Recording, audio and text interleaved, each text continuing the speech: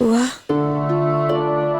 সারাটা জীবন কি করে কাটবে এভাবে?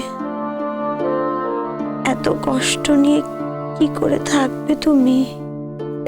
না মেঘলা, আমি একদম কষ্টে নেই। আমি কষ্ট পাচ্ছি না মেঘলা, বিশ্বাস করো।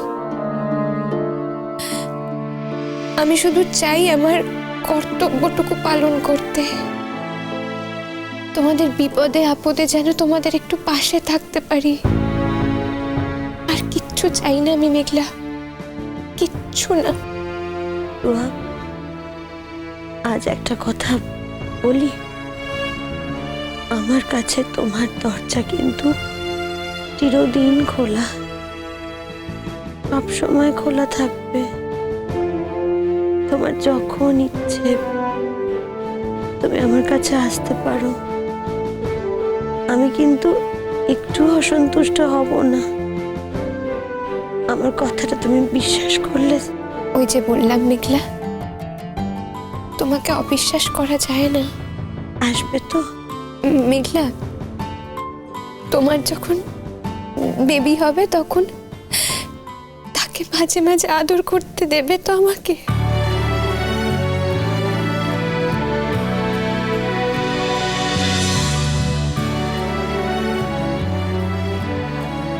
কেন দেব না টুয়া? তুমি মানুষ করবে আমার বাচ্চাটাকে?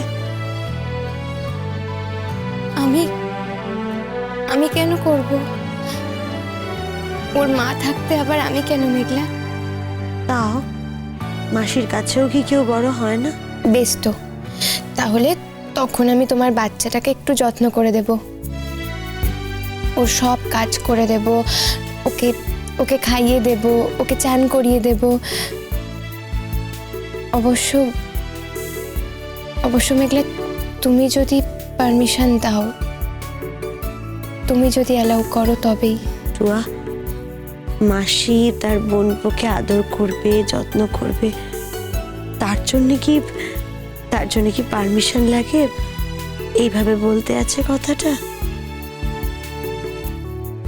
টুয়া, জানো তো, তুমি যদি সত্যি কাউকে খুব ভালোবাসো, যদি সত্যি মন থেকে কিছু চাও, তাহলে ঈশ্বর তোমায় সেটা ঠিক দেবেন।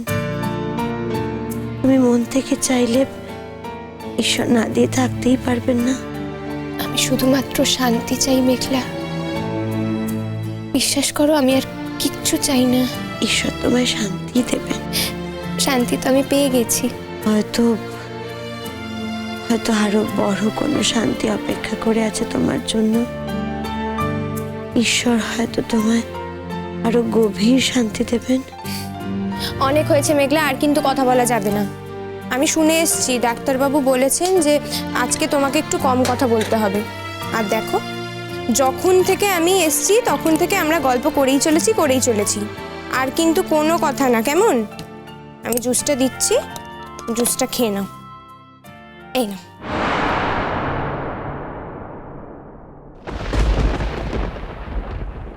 সাবধানে। দাঁড়াও।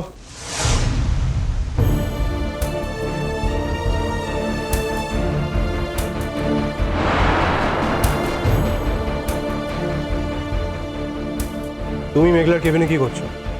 তোমাকে এখানে আসার পারমিশন কে দিয়েছে টুয়া? কি খাওয়াচ্ছিলে ওকে? কি আছে ওটা দেখাও। অনুরাগ, আমার গেস্টকে কিন্তু তুমি এইভাবে অপমান করতে পারো না।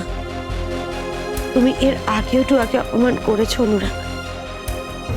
আমি তোমাকে বারণ করেছিলাম, তুমি শোনোনি। তুমি আজ আবার ওকে অপমান করলে।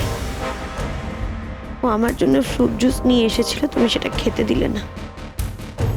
আমার তো গলা শুকিয়ে যাচ্ছিল, আমি তো খেতে যাচ্ছিলাম ওটা। এক সেকেন্ড, তুমি অলরেডি এই ফ্রুট জুসটা খেয়েছো? খেতে আর পারলাম কই বলো? মুখে দিতে যাব আর তুমি। ভালো হয়েছে তুমি এখনো খাওনি। মানে মানে তুমি টুয়ার আনা ফ্রুট জুসটা খাচ্ছ। তোমার কোনো আইডিয়া আছে এর মধ্যে কি কি থাকতে পারে?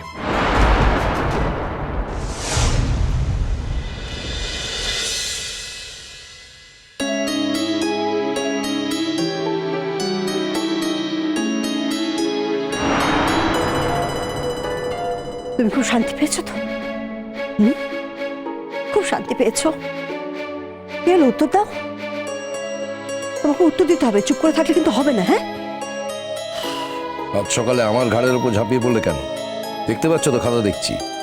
নিজের মেয়েকে আইনের হাতে তুলে দিলে, সেই মেয়েটা কোথায় গেল আজ পর্যন্ত জানতে পারলে না।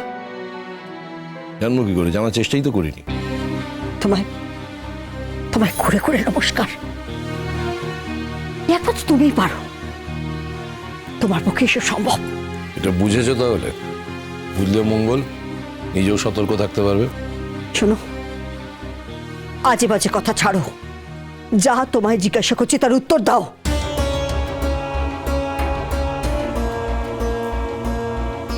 তুমি আমার মস্তানের মতো কথা বলছো যে? কারণ আমার মতো তো তোমার মনের অবস্থা নয়, তুমি আমার মনের অবস্থাটা বুঝবে কি করে?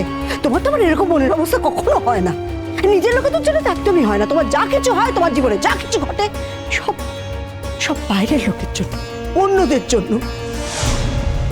আর কিছু? তিথি কোথায়? জানি না। মেঘলার কারণে আমাকে কেসটা উইথড্র করতে হয়েছে। আমি ওদের ব্যাপারে জানি না, জানতে চাইও না। যবে থেকে কেসটা উইথড্র করতে বলেছে তবে থেকে তিথি, মেঘলা, কারোর সম্বন্ধে আমি কোনো খবর জানি না। বাবা, মেঘলার উপর তোমার রাগ হয়েছে? মেঘলা? হ্যাঁ, হয়েছে। আমি অসম্ভব বিরক্ত হয়েছি। আমি ভেবেছিলাম মেয়েটা বাইরে নরম হলেও ভেতরে একটা শক্ত সমর্থ শির দাঁড়া আছে। তো তিতির কেসটা উইথড্র করতে দেখে বুঝেছি সেসব নেই ওর।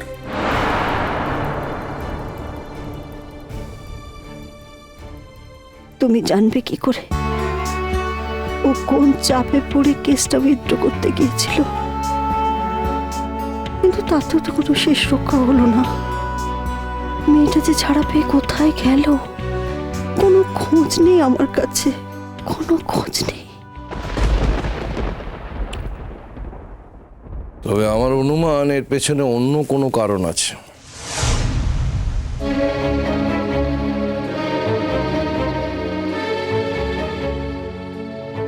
কার পেছনে? এই যে মেঘলা আমাকে কেসটা উইথড্র করতে বাধ্য করালো, এর পেছনে শুধুমাত্র নিজে কষ্ট পেয়েছে বলে নয়, আরো অন্য কোনো কারণ আছে বলে আমার মনে হয়। আর সেই কারণটা আমি জানতে পারবো। কি কারণ? কি কারণ সেটা তো আমি এখনো জানি না। সেই প্রশ্নের উত্তরটাই আমি খুঁজে বেড়াচ্ছি মহুয়া। কি এমন কারণ যার জন্য মেঘলা একেবারে মরিয়া হয়ে গেল তিথিকে ছাড়ানোর জন্য?